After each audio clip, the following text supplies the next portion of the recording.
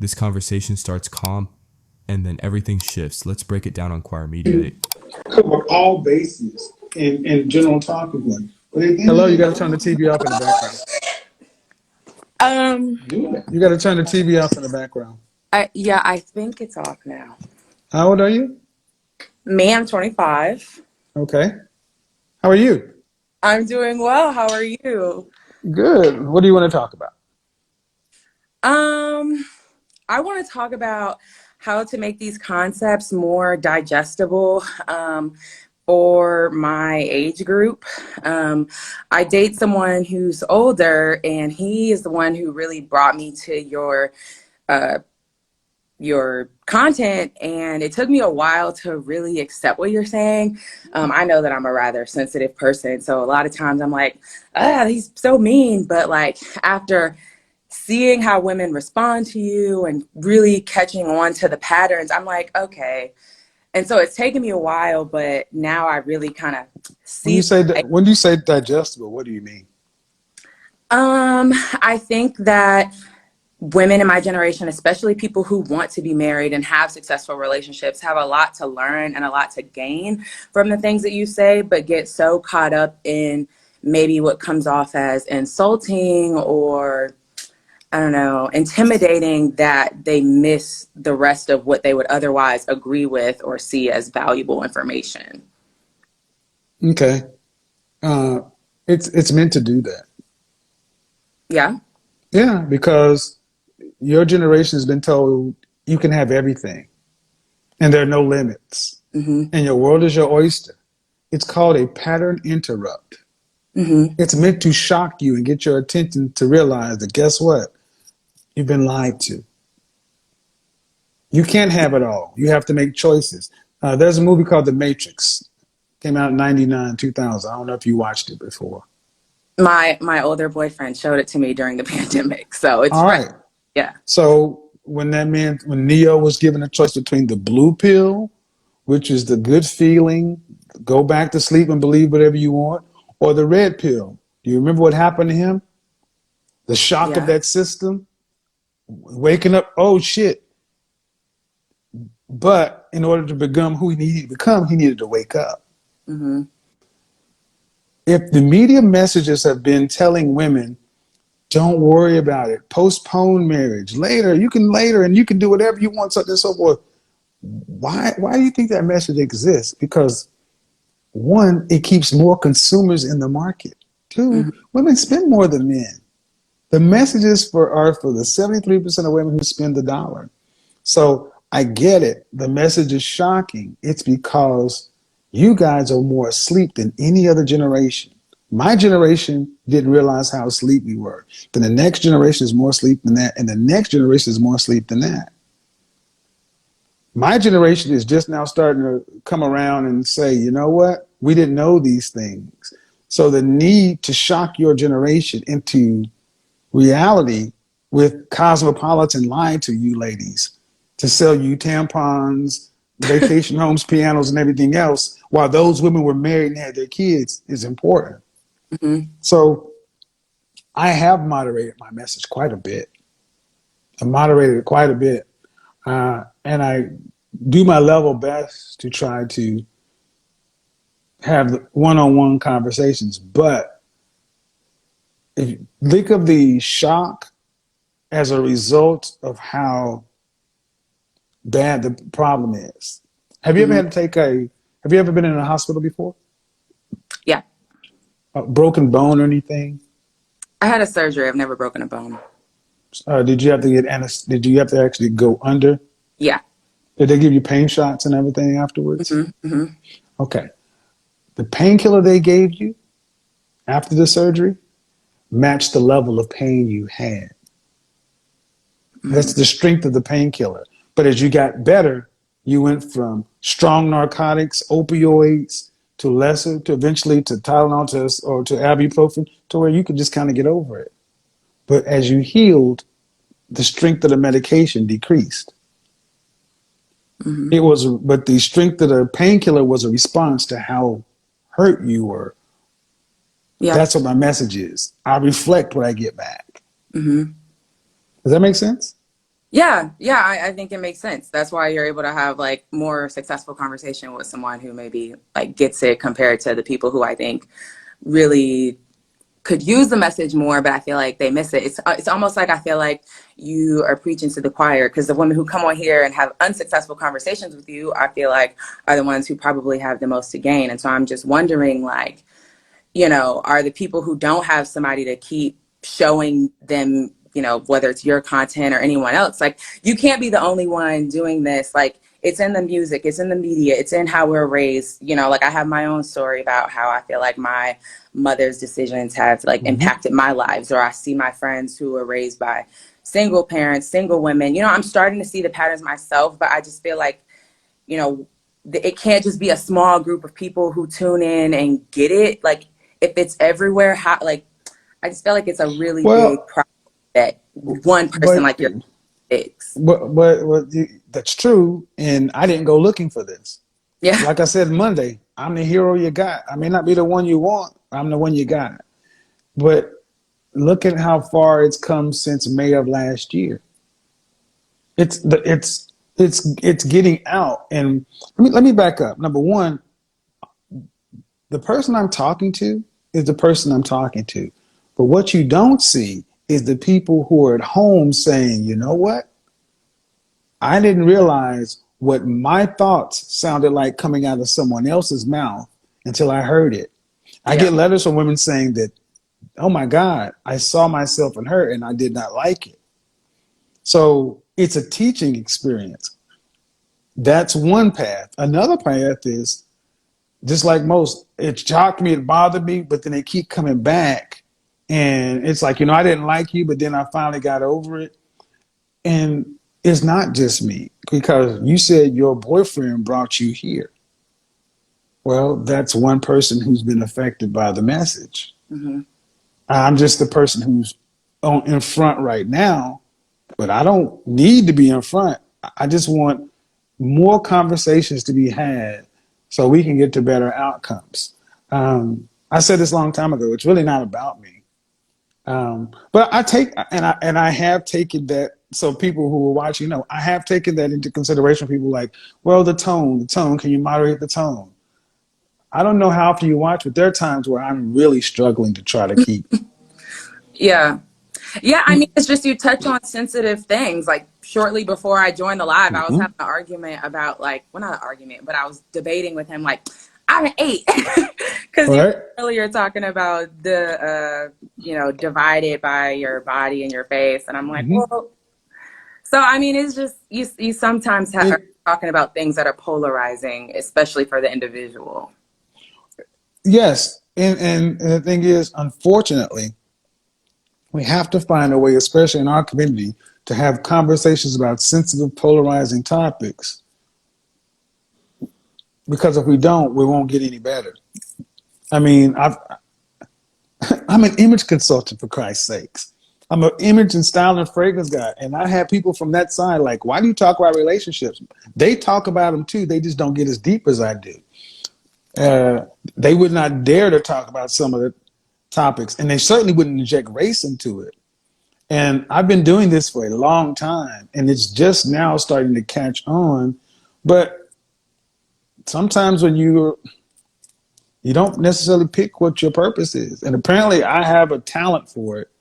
Yeah. Um, so what I'm looking to do is have more people realize that it's not here to tear anything down or hurt anybody. It's actually here to help men get the outcomes they want. And what that really is to get women to start to understand that we're different and we get nowhere without each other. Yeah. So just like you and I had this conversation, how long have you been watching my content? Probably for the past 3 months. And I will say that I can thank you because some of what I struggle with in the relationship that I'm in is the person who I date is an entrepreneur, and I'm in a really corporate job. So for me, Oh, you know, yeah.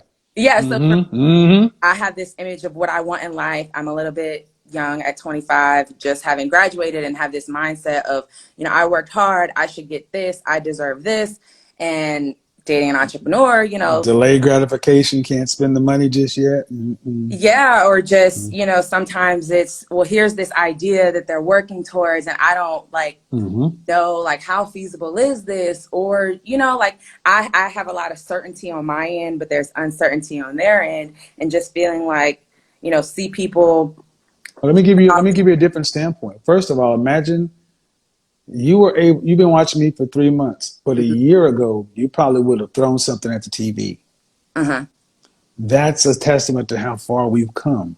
Mm-hmm. That you can even get to the point to where you can even contact me. Because a year ago, it would have been like, who the fuck is this? I would shut it down. But going to corporate America, let me say something. I come from corporate America. And one of the things I realized in my career is I sold in excess of $45 million in products and services. And I thought I was safe. Mm-hmm. But then I realized that after the 70% weight, I realized that I'm really not safe because every job I worked at, people were getting fired. There were downsizes. There was bankruptcies. And the longer you work for a company, the more you cost. They could Mm-hmm. bring somebody in. Working for someone is actually the most vulnerable thing to do long term. Mm-hmm. So you being corporate and him being an entrepreneur, how can you take your corporate structure knowledge to help him improve his entrepreneurial way of doing things, and then how can you take his entrepreneurial knowledge to learn how to get away? See, then that's the difference between you being corporate and him being an entrepreneur. Now at least the conversation is being had, Yeah. because eventually, what vertical, what industry are you in? I'm in deals. Okay, with that deals, sales, So no, so mergers and acquisitions. So M&A. Okay. yeah. So most people in M&A start because I'm a professional salesperson.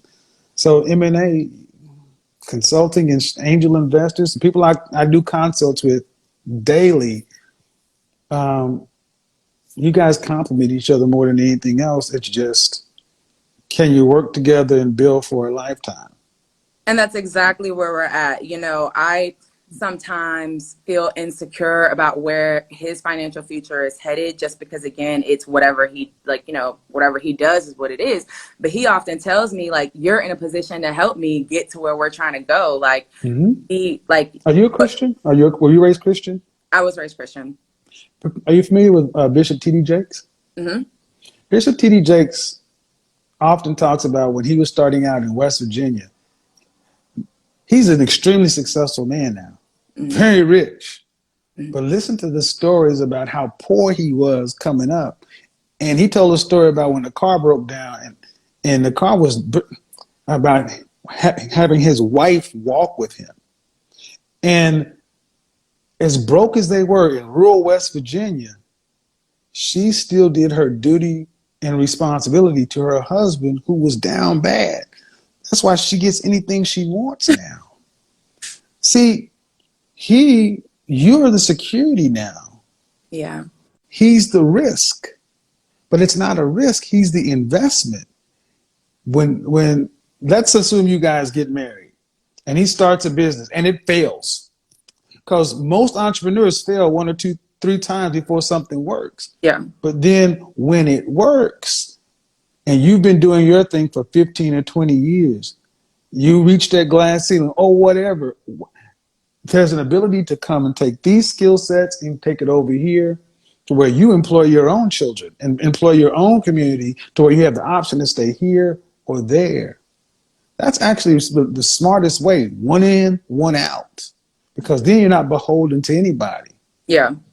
And see, the beginning of having all this conversation is having a woman and a man sit down and talk about important things up front that are contentious, that are scary, that are sensitive, in a way to where you feel safe and he feels safe to have these conversations, and everybody's not holding their cards close to their chest and not willing to trust anybody with information.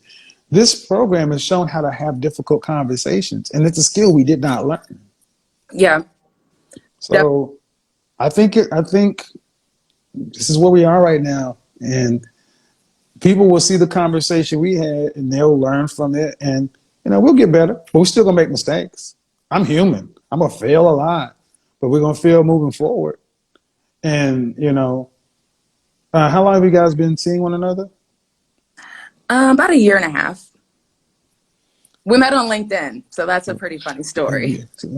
Time to go ahead and pull the trigger. Yeah. And interestingly enough, we've actually both seen you in person. So we're like Okay, in your backyard. there So you go. Time to go ahead and pull the trigger and formalize it. See, as I don't want to say the names of the people I was just talking to, but they're Black business people. And I think we need to hear more from our business class and less from our, no offense to our entertainers, musicians, athletes, entertainers. We need to hear more from our business class so we understand the investment. It's not risk, it's investment. Um, it's only risk if you don't plan on being there the long term. It's an investment if you plan on being there. investment in being in business. Yeah. Well, like you mentioned his business. Right. Whatever, even from failures, trust me. Go back and watch some of my videos go back to the earliest videos and look at how shitty they were. But there was all investment to get here. Mm-hmm. But I would not have had the benefit of the ROI now if I had not been willing to fail in public. They keep pulling my pictures and roasting me left and right. Failures. But what they don't talk about is what I'm talking about now in the results. And I don't worry about it because I knew back then why I was doing what I'm doing now. And see, that's the power when a man and a woman really get on the same page and start talking about practical stuff, pragmatic stuff. That's our true nature. CIA, FBI complementing one another versus I got this, you got that, and I'm good, you good. Yeah, we both be good, but we're not great alone. We're better together. So Definitely. appreciate it, sis. Have a good one. Yes. Thank you. Bye bye. Bye bye. All right. So, um, Man, listen, that smoke alarm alone told the whole story. Forget the degrees, forget the titles, forget the buzzwords. When that fire alarm is chirping every 30 seconds and nobody has thought to change a battery, that's not just noise, that's a life metaphor. They'll tell you they're educated, independent, accomplished, sophisticated, but can't solve a $2 problem that's been screaming for attention for weeks. That right there says everything about priorities. Because let's be real, if something annoys you every 30 seconds and you still don't fix it, that means either one, you're comfortable in chaos, or two, you expect someone else to handle basic responsibility for you. And that's the pattern. See, men don't judge just on looks. We judge on behavior, always have. Looks might open the door, but behavior decides whether you're allowed to stay in the room. And that smoke alarm, that's behavior. That's neglect. That's I ignore problems and hope they go away. Now add the fake hair, the excessive makeup, the layers and layers of presentation, trying to compensate for the lack of substance. I'm not saying women can't wear makeup. I'm saying when the packaging is immaculate, but the maintenance is non-existent, men notice. We're not stupid. You can contour your face, but you can't contour poor habits. You can glue down a wig, but you can't glue together discipline. And the funny thing is, they think men are fooled by the aesthetics. Number one, men are watching the details. Is your house in order? Do you handle basic life? Do you solve small problems before they become big ones? Or do you just decorate dysfunction and call it confidence? That smoke alarm chirping is the same energy as unpaid bills I forgot about. Broken relationships, they just didn't appreciate me. Bad decisions, it just happened. Always something wrong, never their fault, and always loud. Just like that damn alarm. And yes, that woman will always be single. Not because she isn't educated, not because she isn't attractive enough, but because she doesn't respect order, structure, or responsibility. Men who are put together don't move toward chaos. They move away from it. Kevin used to say it all the time without even saying it directly. Watch what they tolerate. People tell you who they are by what they allow to stay broken in their lives. If you can't change a smoke alarm battery, you're not ready to be a wife. Period. That's not hate. That's reality with fresh batteries installed.